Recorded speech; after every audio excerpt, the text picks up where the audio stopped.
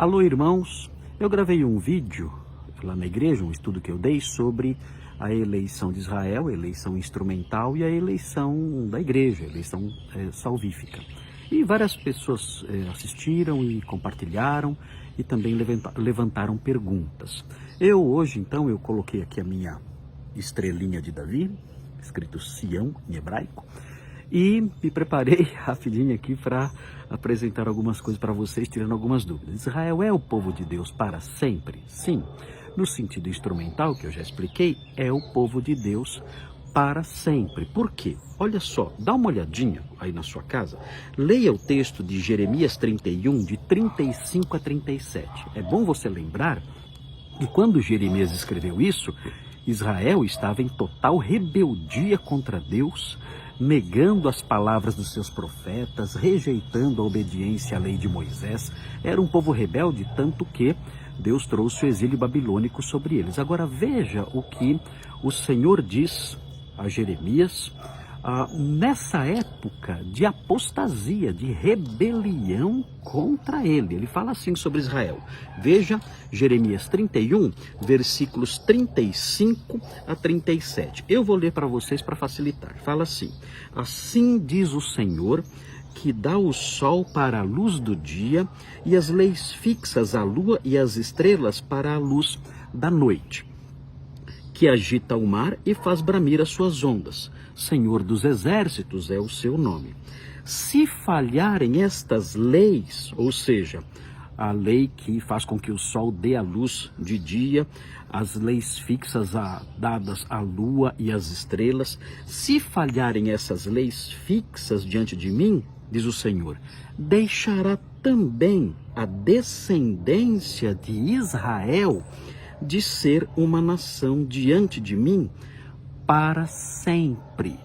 Ele diz, olha, se falharem as leis que fazem com que o sol ilumine o dia, a lua surja à noite e as estrelas brilhem, se isso falhar, que são leis fixas, então Israel e a descendência de Israel deixará de ser uma nação diante de mim para sempre. E ele prossegue, ele fala do seu compromisso imutável e perene ainda mais. Ele fala assim, assim diz o Senhor, se puderem ser medidos os céus lá em cima e sondados os fundamentos da terra cá embaixo, também eu rejeitarei a descendência de Israel por tudo quanto fizeram, diz o Senhor. Ou seja, olha, se medirem os céus e os fundamentos da terra, então sim, Israel deixará de ser a minha nação, a nação que eu escolhi.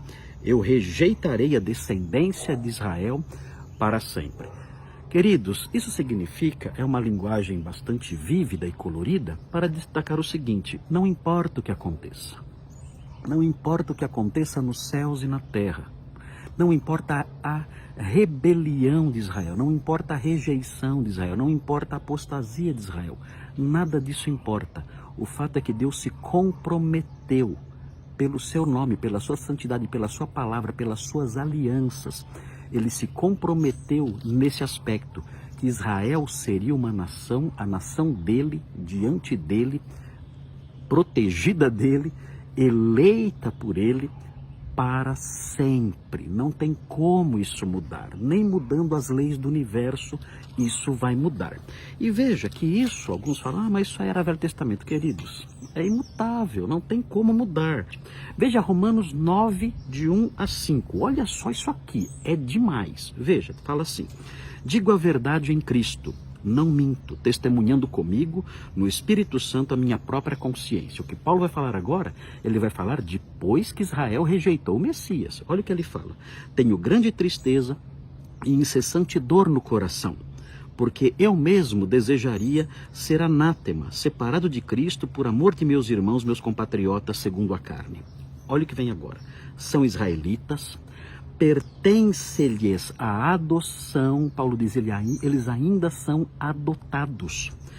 Também a glória, as alianças ainda são deles, diz o apóstolo Paulo. A legislação, o culto e as promessas. Ele diz, Tudo isso é deles, pertence a eles essas coisas. Inclusive, aquela promessa de ser uma nação diante dele para sempre. E outras promessas que nós podemos elencar aqui. Ele prossegue, deles são os patriarcas e também deles descende o Cristo, segundo a carne, o qual é sobre todos, Deus bendito para todos sempre. Amém. Veja a clareza disso aqui. O apóstolo Paulo, sabendo que esse povo tinha rejeitado o Messias, ele continua dizendo, olha, eles são os donos das promessas, eles são os receptáculos das alianças, eles ainda são o povo querido, amado, escolhido por Deus. Veja, interessante notar o seguinte, o apóstolo Paulo prossegue aqui, muita gente faz confusão nisso. Esse texto, mais uma vez, reforça isso. E alguém pode perguntar, tá bom, mas quais são as implicações disso? Quais são as implicações dessa realidade de que os judeus continuam sendo aí o povo de Deus? Quais são as implicações futuras e presentes disso? Bom, no presente, nós temos que nos posicionar ao lado de Israel, é o povo de Deus. Num conflito como esse que está havendo aí entre Israel e o Hamas, eu sei que Israel é o povo de Deus. Eu vou orar por Israel, vou pedir a Deus que proteja Israel e vou me colocar ao lado da causa de Israel, porque eu sei que essa causa está relacionada, inclusive, às promessas ligadas à terra e tudo mais. Então eu vou me posicionar assim. Eu não vou apoiar Hamas, até porque, meu Deus, seria apoiar terroristas, assassinos, cruéis. Até por causa disso, eu como cristão não vou apoiar o Hamas. Mas há uma razão teológica também. Eu creio que Israel é o povo eleito de Deus aí, pela eleição instrumental. Creio que esse povo Deus reservou para ele e será dele até o fim da história da humanidade. Esse povo é um povo querido de Deus, amado por Deus, a ele pertencem as promessas, as alianças e tudo. Então vou me posicionar ao lado dos interesses dessa nação, porque creio que esses interesses estão relacionados às promessas. Agora, tem algo importante também, algo ligado ao futuro. A Bíblia fala que no futuro, não agora, mas no futuro, quando Jesus voltar, todo Israel será salvo. É importante observar isso. Existem aliancistas que falam que o texto que diz isso em Romanos 11 se refere à igreja. Queridos, cá entre nós, não dá para levar isso a sério. Isso é você impor as suas percepções pessoais ao texto. E aí você modifica o sentido do texto, o texto para de fazer sentido, as palavras deixam de fazer sentido para que recebam um outro significado decorrente das minhas convicções teológicas. Isso está errado. Eu tenho que ler o texto como o texto é.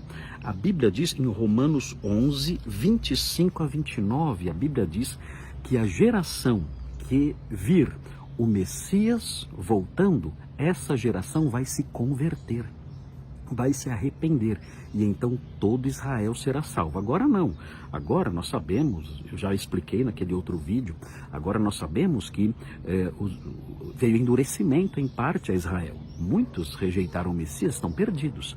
Sem crer em Jesus, nenhum judeu será salvo. Mas o que vai acontecer? No dia que o Senhor voltar, então nesse dia os judeus vão se arrepender dos seus pecados, vão se arrepender da sua incredulidade e serão salvos. Veja com atenção o que diz o texto aqui.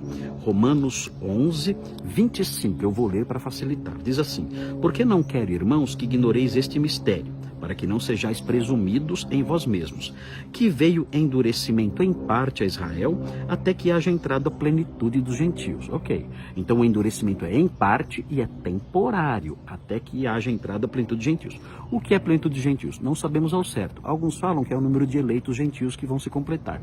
Outros dizem que é o tempo em que os gentios dominam ali a região de Israel, estão presentes ali em Jerusalém. Não sabemos. Enfim, prosseguindo. E assim, todo Israel será salvo. Quando ocorrer a plenitude dos gentios, todo Israel será salvo. Veja o que ele cita aqui para conectar a essa salvação, a esse arrependimento nacional, semelhante ao arrependimento de Nínive, lá de Jonas. Fala assim: virá de Sião o libertador. Quem é? Jesus. Ele estará onde? Em Sião, em Jerusalém. Virá de Sião libertador, é a volta de Jesus. Ele voltará e se assentará no seu trono ali em Jerusalém. E diz assim: virá de Sião libertador e ele apartará de Jacó as impiedades. Ou seja, ele vai perdoar aquele povo. Aquele povo se converterá, vai se arrepender, vai se converter, e o Senhor então apagará suas iniquidades. E aí diz o versículo 27, esta é a minha aliança com eles. Isso é irrevogável. Essa é a minha aliança com eles. quando eu tirar os seus pecados. Essa aliança perdura e essa aliança vai se cumprir um dia. Veja o que diz o versículo 28, é um dos versículos mais importantes desse debate. Decore esse versículo, olha o que diz. Quanto ao evangelho, são eles inimigos por vossa causa. O texto diz que eles rejeitaram para que a bênção chegasse a nós. Então, quanto ao evangelho, são eles inimigos, ok, ninguém nega isso. Os judeus incrédulos, na sua maioria, são inimigos do evangelho, mas isso não significa que eles foram rejeitados. Veja a sequência do versículo. Quanto ao evangelho, são eles inimigos por vossa causa, quanto, porém, a eleição, olha aqui a eleição de novo, eles são amados por causa dos patriarcas. Que contradição, né? O pessoal acusa tanto a gente de contradição, mas olha aqui, esse texto fala assim, são eles inimigos no campo do evangelho, são inimigos, rejeitaram o Messias. Porém, quanto à eleição, são amados por causa dos patriarcas. O que Paulo diz na sequência é demais. Olha o que ele fala. Porque os dons e a vocação de Deus, aqui referindo-se à eleição, às promessas, à adoção, tudo isso ele diz. Os dons e a vocação de Deus são irrevogáveis. Não tem como Deus cancelar a eleição. Gente, eu sou calvinista. Calvinista não crê em cancelamento de eleição. Você que é calvinista, você crê no cancelamento de eleição? Você acha que existe uma eleição de Deus que pode ser cancelada? Se você crê nisso, você não é calvinista coisa nenhuma. Então, a eleição de Israel não pode ser cancelada.